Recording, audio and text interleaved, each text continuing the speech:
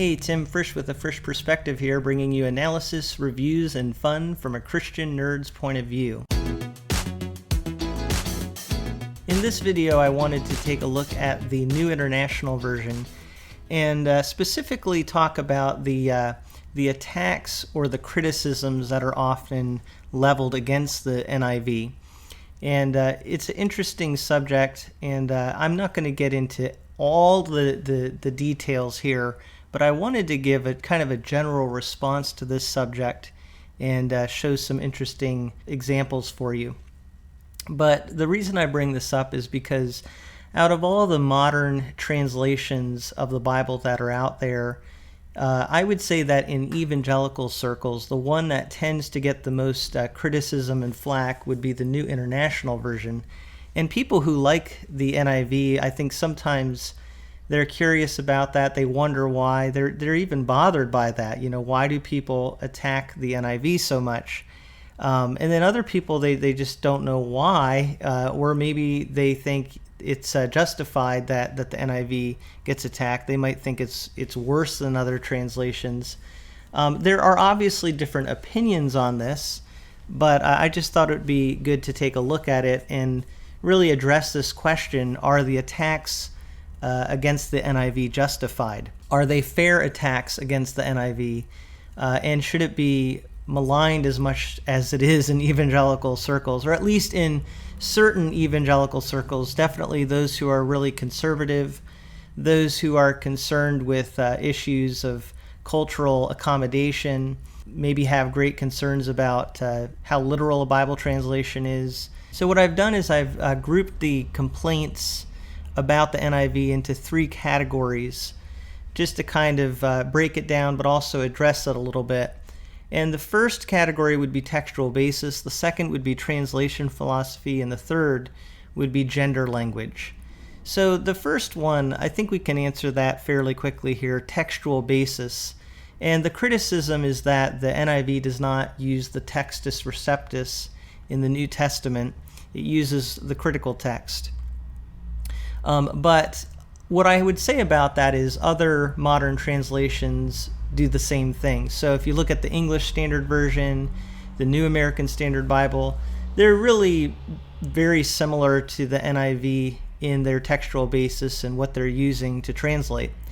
So I think that criticism really doesn't apply if you're already using the ESV or the NASB. It's not really a criticism that you should be concerned about. If you are more of a textus receptus person, maybe you use the King James Version or the New King James, then that criticism becomes more valid, but it also applies to other versions that use the critical text.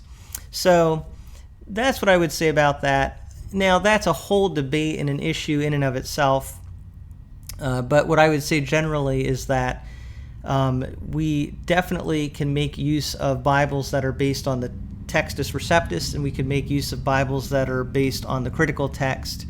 There are reasons scholars have come to the conclusions they have about both textual bases, and so I think using both kinds of Bibles is fine. And I don't think the NIV is unusual in its textual basis, so therefore, for me at least, that's not really an issue, and I don't think it should be criticized any more than any other modern version that uses the critical text. Then the second category would be translation philosophy. Now, this is where even if you compare it to, for example, the English Standard Version or the New American Standard Bible, you can definitely say that the New International Version is not as literal as some modern translations. However, it also needs to be said that the New International Version is not as loose and it's not as paraphrased as other translations. Now, some translations really are a paraphrase. The Message Bible is really just a paraphrase. It's not really strictly a translation. The New Living Translation is a translation, but it definitely takes so much liberty in rendering from the original language to our language that it moves much more toward being a paraphrase. So therefore, I would say the NLT would be much more on the paraphrase side, although not completely a paraphrase. It is a translation. The NIV is not as extreme as the NLT. It's really much more literal, I guess you could say, than the NLT. However, it's not as literal as other translations. Again, like the English Standard Version, the New American Standard Bible, the New King James Version, those would be really more literal translations, and they're consciously trying to be literal. In other words, they really want to make sure that we try to be, as much as possible, word for word, although you can't completely be word for word when you go from one language to another, but they're really consciously trying to be as word for word as they can, and not take too many liberties going from one language to the other. The NIV is more thought for thought, and the advantage of that actually is that sometimes you can clarify some things in another language when you're translating than if you're bound by being word for word. If you're willing to be a little bit more flexible, you can actually make certain ideas clearer in the receptor language than if you're trying to be word for word. And by the way, that doesn't mean that those ideas weren't clear in the original language. Sometimes they're very clear in the original language, but if you're trying to be literal, then something that's clear becomes less clear. So in some cases, what you're doing is maintaining clarity by being less literal. Anyway, that is just a translation philosophy difference, and the NIV gets criticism for that because it's not as literal. I was reading recently a criticism online of the NIV by someone who went through the NIV and showed all these different places where he felt it was mistranslated. And this man, I don't think he's an evangelical Christian. He might be a non-Christian, or he might be Catholic. I'm really not sure. But the sense I got in his criticism is that the NIV, it isn't literal all the time, and his problem was that it was too evangelical, which I think is interesting. So just to give you a couple examples from what he said, in 2 Thessalonians 2:15 and 3:6, he says the NIV engages in some vocabulary trickery here. The word paradosis, meaning tradition, gets translated inconsistently in order to de-Catholicize the Bible's theology. When the context is negative, as in the human traditions of Colossians 2:8, or the traditions of the Pharisees in Matthew 15:1 through 6, tradition is used.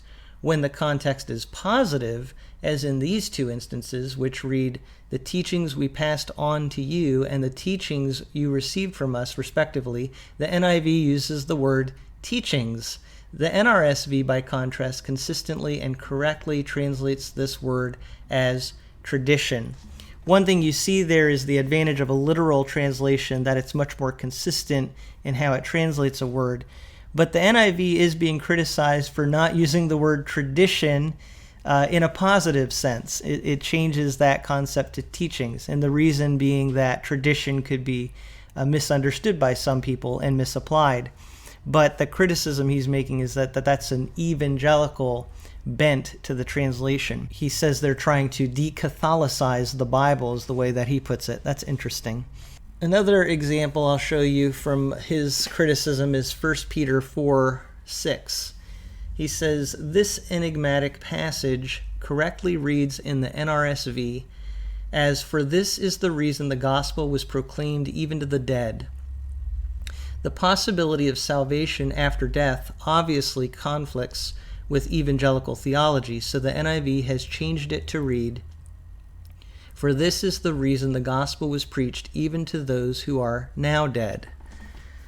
So what you do see, I think, in both of those instances is that the NIV, again, isn't highly literal. It's willing to take some liberties. But in some cases, that's a good thing. It's actually clarifying what is being meant in the original language so as to prevent some misunderstanding. However, the criticism here that's being made is that the NIV is too evangelical in its renderings. So it's interesting. I feel like the NIV gets attacked from both sides. It's attacked from conservative evangelicals for not being literal enough. But then when you actually look at how it fleshes things out, people on the other side say, oh, it's too evangelical. So that's interesting. And I think it kind of shows you that these criticisms of the NIV, maybe sometimes they're overstated, and sometimes they're probably not as fair as they ought to be.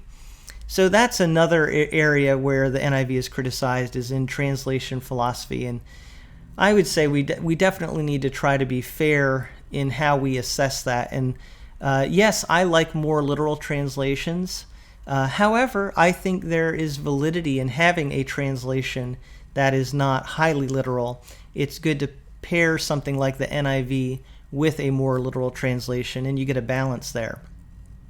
So we've looked at textual basis and translation philosophy, and then a third criticism, and this is probably the one that is the most prevalent or that you hear the loudest right now, is the complaint about gender language in the New International Version.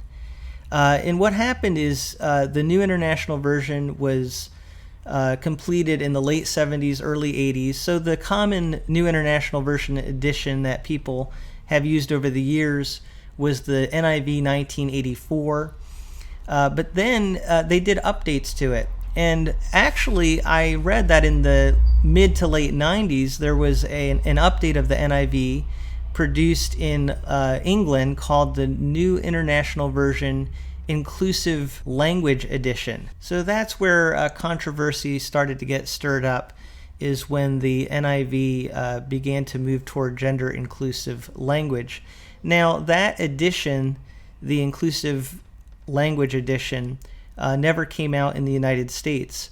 However, what did happen is they produced more of a gender inclusive type language edition called the TNIV in the early and mid 2000s. So in 2005, I think, is when it was completed.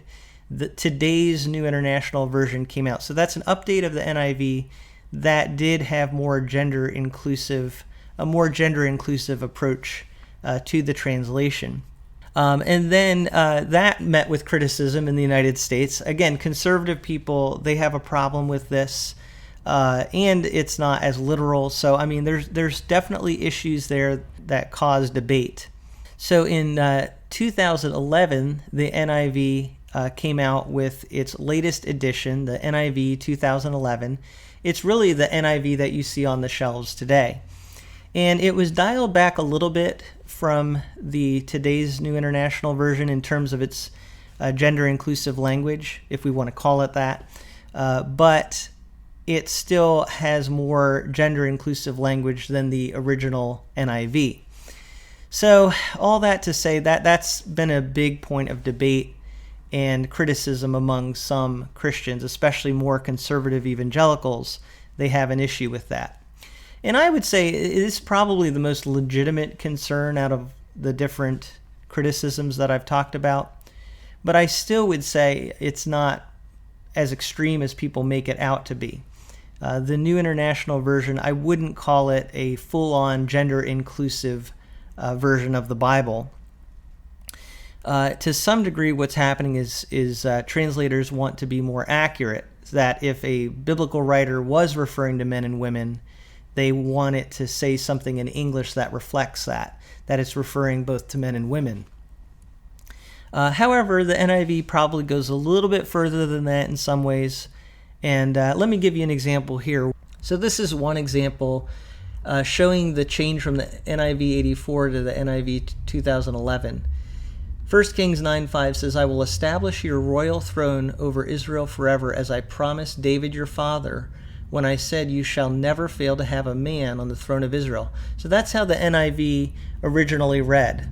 And then in 2011 it says, 1 Kings 9:5, "I will establish your royal throne over Israel forever, as I promised David your father when I said, you shall never fail to have a successor on the throne of Israel." So notice they changed the word man on the throne of Israel to successor on the throne of Israel. I think that's such a good example because it kind of shows you that they did make changes that you really have to ask yourself, was that necessary? I mean, it's one thing to try to be gender accurate, but this really gets more into that category of gender inclusive.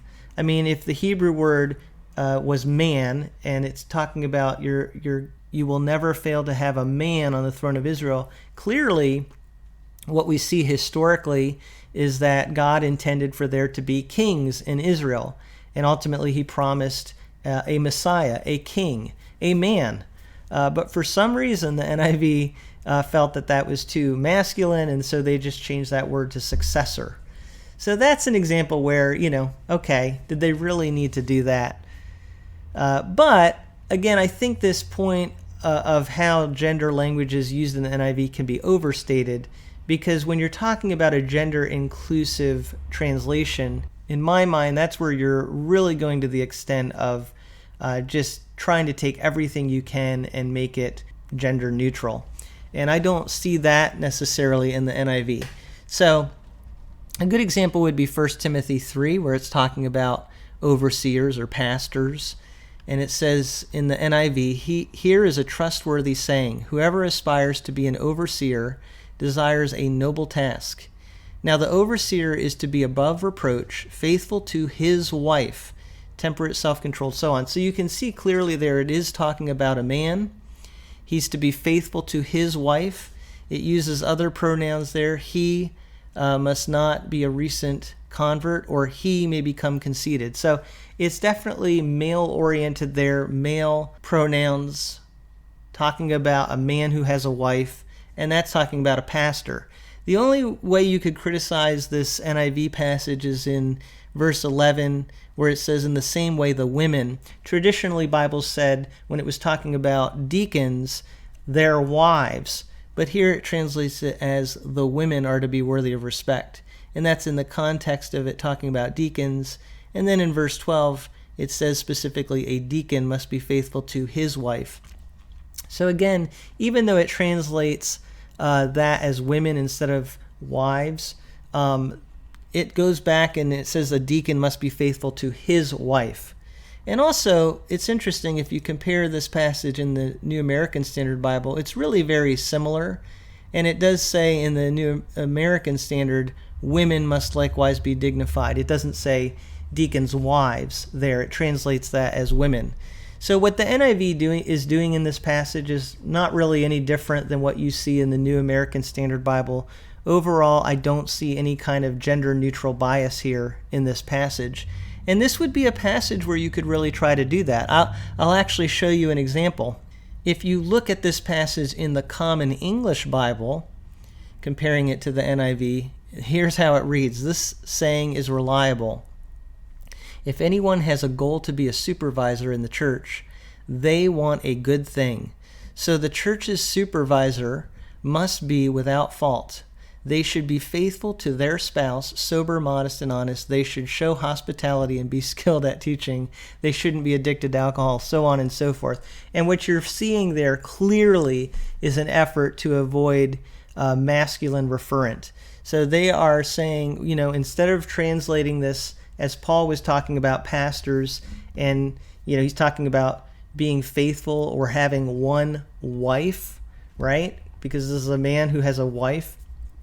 They wipe that out, and they just use a third person plural pronoun, and they talk about, instead of a wife, a spouse. So that's clearly, that's what you call a gender inclusive translation right there. That's the Common English Bible. The NIV is not to that extent. And I think we need to be fair in understanding that the NIV, it pushes the line a little bit, but it's not as bad as some people criticize it to be.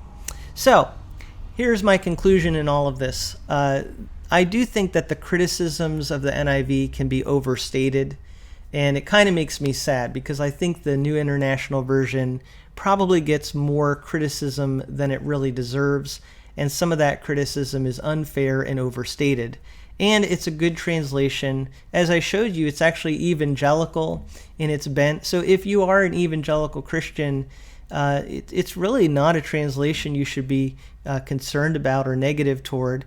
But that being said, we do need to acknowledge, we need to be honest and say, look at the New International Version 1984 and compare it to the New International Version 2011, and you can see a trend. And that trend is something we should pay attention to. And I guess my question is, even though I don't have a problem with the NIV as it is now, what is the NIV going to be like 40 years from now? Are they going to continue to change it? And are they going to just say, we want it to reflect, how our culture values things. And I think that's really dangerous, and that's actually what you really see in the Common English Bible in 1 Timothy 3. It really is just reflective of our culture's egalitarianism, that we think men and women should be able to have all the same roles. But biblically speaking, I think there's an argument against that God has given men certain roles, women certain roles.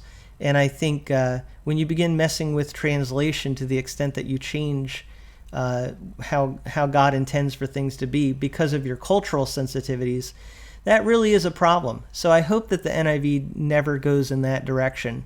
I don't think it's there, but I do think we have to be honest that there was a trend and a change from the 84 to the 2011. So there's some valid criticism. However, I think that criticism can be overstated. And that's about all I have to say on this for now. So thank you so much for listening to my thoughts. I'd love to hear what you think about this. And as always, thank you so much for listening to what I have to say from a first perspective.